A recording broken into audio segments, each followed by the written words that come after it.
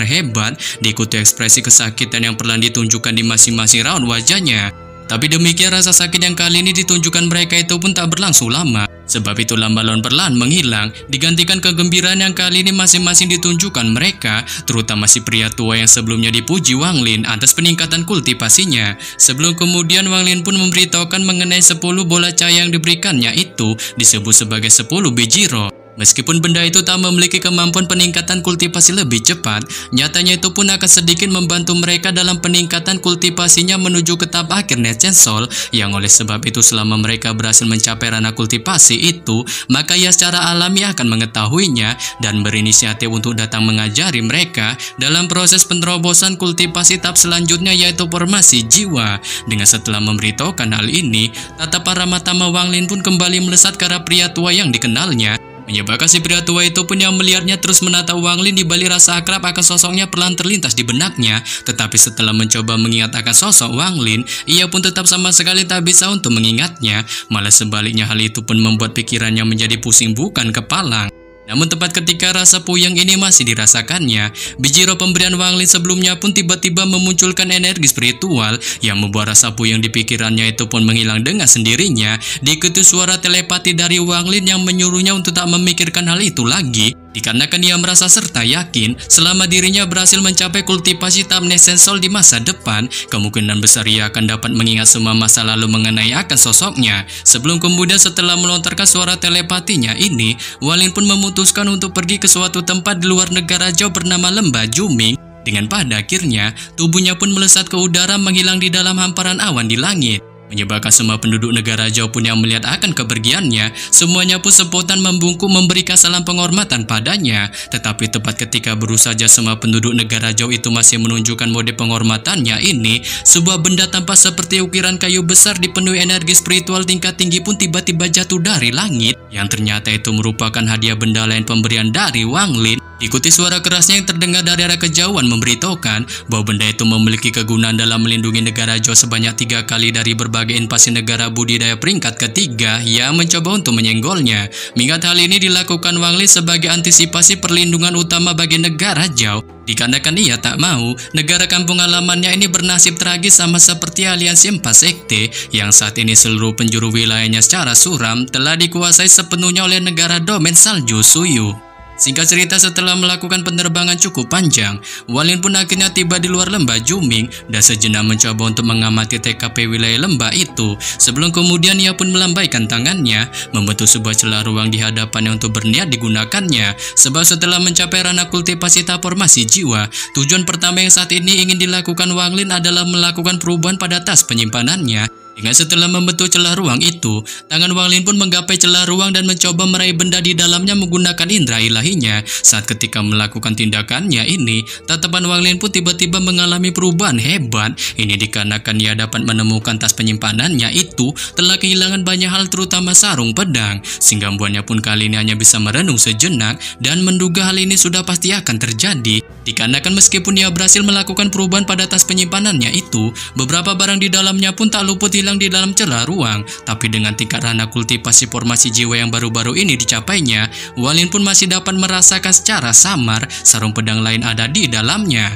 Oleh sebab itu, setelah merenung sejenak memikirkan hal ini, Wang Lin pun akhirnya memutuskan untuk melangkah masuk ke dalam celah ruang itu, yang mengakibatkan celah ruang itu pun kali ini dengan cepat tertutup rapat dan akhirnya menghilang, sehingga membuat TKP wilayah lembah Juming pun sekali lagi menjadi sunyi senyap.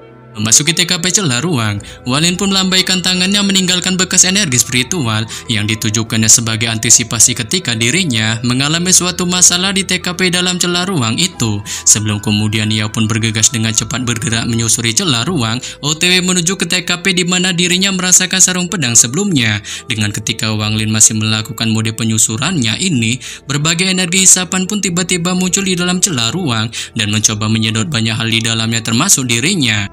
Tetapi tak peduli seberapa OP kekuatan hisap ini, itu pun tampaknya tak berpengaruh sedikit pun untuk menyedot hal-hal yang tersimpan di dalam celah ruang bahkan Wang Lin sekalipun, sehingga membuatnya pun kali ini hanya bisa meningkatkan kecepatan penyusurannya melintas menembus TKP dalam celah ruang. Dengan tak lama setelah Wang Lin melakukan mode penyusurannya ini, pada saat ini di arah nun jauh di hadapannya, Ia pun dapat melihat sebuah sarung pedang tertanam di sebuah batu hitam dengan sekujur tubuhnya dikelilingi 4 bayangan manusia yang menunjukkan mode duduk berkultivasi mengitarinya untuk masing-masing terus menyerap irisan energi emas yang dikeluarkan dari sarung pedang, menyebabkan Wang Lin pun yang melihatnya spontan tiba-tiba berhenti untuk sejenak mengamatinya. Setelah Wang Lin mengamati sarung pedang itu, ia pun segera menunjuk jarinya ke arah sarung pedang yang mengakibatkan sarung pedang si bayangan. Si bayangan itu pun secara menyuramkannya mengeluarkan teriakan menyedihkannya sebelum pada akhirnya sosoknya pun menghilang di bawah gas hitam. Namun pada saat bayangan itu akan menghilang, Wang Lin pun yang tak mau kehilangan akan sosoknya, seperti diriku yang tak mau kehilangan akan raganya, mencoba menggunakan teknik kemampuan formasi jiwanya untuk pertama kalinya, dengan segera melesatkan sinar energi spiritual lain yang langsung memasuki tubuh si bayangan, sehingga buat bayangan itu pun tiba-tiba berubah menjadi sebuah patung iblis yang segera diperintahkan Wang Lin untuk menyerang ketiga bayangan lainnya, menyebabkan ketiga bayangan itu pun yang melihatnya spontan menunjukkan ketakutannya, dengan masing-masing dari mereka pun secara panik berlarian mencoba untuk menyelamatkan dirinya. Tetapi demikian tindakan cupu yang dilakukan ketiganya pun tampaknya sia-sia saat kedua bayangan lainnya pun berhasil dilenyapkan dengan ledakan oleh bayangan patung iblis Wang Lin, dan kali ini hanya menyisakan satu bayangan saja yang berhasil terhindar dari serangan bayangan patung iblis, membuatnya pun mengambil kesempatan dalam kesempitan ini untuk tanpa basa-basi melesat ke arah Wang Lin sembari memunculkan aura brutal di tubuhnya, mencoba untuk melesatkan serangan barbar ke arahnya. Tetapi dihadapkan dengan serangan si bayangan terakhir itu, Wang Lin pun hanya menunjukkan kesantuyannya sebelum kemudian ia pun menunjuk alisnya yang segera mengeluarkan jiwa asalnya untuk secara dingin menatap si bayangan terakhir itu. Menyebabkan si bayangan terakhir itu pun yang melihat sosok jiwa asal Wang Lin spontan menunjukkan kepanikannya, sehingga buahnya pun tanpa basa-basi bergegas berbalik melesat kabur seedan-edannya meninggalkannya. Namun demikian hal itu pun tampaknya sia-sia, dikarenakan jiwa asal Wang Lin pun segera menangkapnya untuk pada akhirnya secara barbar langsung menelannya. Dengan ketika keempat bayangan itu berhasil dilenyapkan, sarung pedang pun secara anehnya tiba-tiba melarikan diri seedan-edannya mencoba untuk menghindari Wang Lin. Tapi di sini jiwa asal pun secepat kilat segera bertindak untuk menangkapnya, lalu kembali memasuki tubuh Wang Lin. Sebelum kemudian Wang Lin pun memutuskan untuk pergi meninggalkan TKP dalam celah ruang, muncul kembali di TKP luar lembah Juming, dan memilih untuk tak berhenti atau berleha-leha sejenak, melainkan terus mengkanjutkan perjalanannya ke TKP barisan perpindahan kuno untuk melakukan teleportasi meninggalkan negara jauh. Dengan setelah sebulan kemudian pasca melakukan teleportasi itu, Wang Lin pun akhirnya keluar dari gelombang perpindahan kuno itu, meninggalkan sangat jauh TKP wilayah negara jauh dan muncul di sebuah negara budidaya lain. Saat ketika sampai di sana, ia pun mulai memikirkan tentang pembukaan gerbang surga dari kuali hujan yang seharusnya tak lama lagi akan dimulai, sehingga membuatnya pun memikirkan cara untuk berniat menembus ranah kultivasi perubahan jiwa di sana. Yang meskipun ia saat ini baru saja mencapai ranah kultivasi formasi jiwa dan masih jauh menuju kultivasi tahap perubahan jiwa, itu pun nyatanya masih memiliki peluang, sebab ia tahu begitu dirinya berhasil mencapai kultivasi perubahan jiwa itu, maka ia dapat membangkitkan si Tunan yang merupakan seorang kultivator nomor 1 di planet Sujaku, bertujuan mencari tahu informasi darinya mengenai gerangan tentang planet budidaya kristal. Tetapi demikian ia pun masih dirundung rasa gundah gulana ketika memikirkan hal ini, dikarenakan ia tak tahu mengenai dirinya yang apakah bisa membangkitkan kedua orang tuanya begitu ia mencapai kultivasi perubahan jiwa. Namun setelah sejenak memikirkan hal ini, Wang Lin pun memilih untuk menghilangkannya dan fokus dalam meningkatkan kemampuan formasi jiwanya. Oleh sebab itu setelah membuat keputusan ini, Wang Lin pun perlahan melambaikan tangannya, memunculkan binatang roh nyamuknya yang kali ini secara manja terus mengitarinya, sebelum kemudian ia pun tanpa basa-basi segera melompat di atasnya dan memerintahkannya untuk bergegas pergi. Menyebabkan binatang roh nyamuk itu pun segera melambaikan belalainya sebagai tanda mematuhi perintah Wang Lin. Tetapi alih-alih bergerak maju, si nyamuk itu pun secara membagongkannya malah diam di tempatnya tanpa seolah-olah menginginkan sesuatu hal dari Wang Lin sebagai jatah reman baginya dalam penerbangan ini. Saat ini pun membuat Wang Lin yang melihatnya hanya bisa menunjukkan senyum kecutnya tanpa mengetahui tindak tanduk yang ditunjukkan si nyamuk itu, sebelum kemudian ia pun melemparkan sebuah botol pil ke arahnya.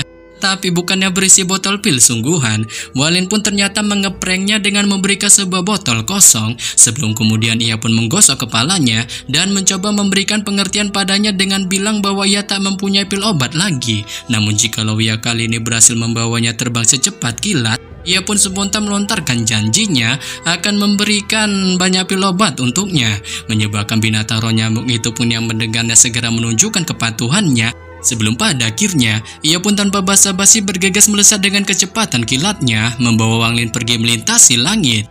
Lesat pergi bersama binatang roh nyamuknya. Sepanjang penerbangan, Wang Lin pun tak kuasa menunjukkan rasa girangnya, mengingat tingkat rana kultipasnya telah mengalami peningkatan keta formasi jiwa, sehingga Bonnya pun kali ini hanya bisa spontan melontarkan tawa kerasnya.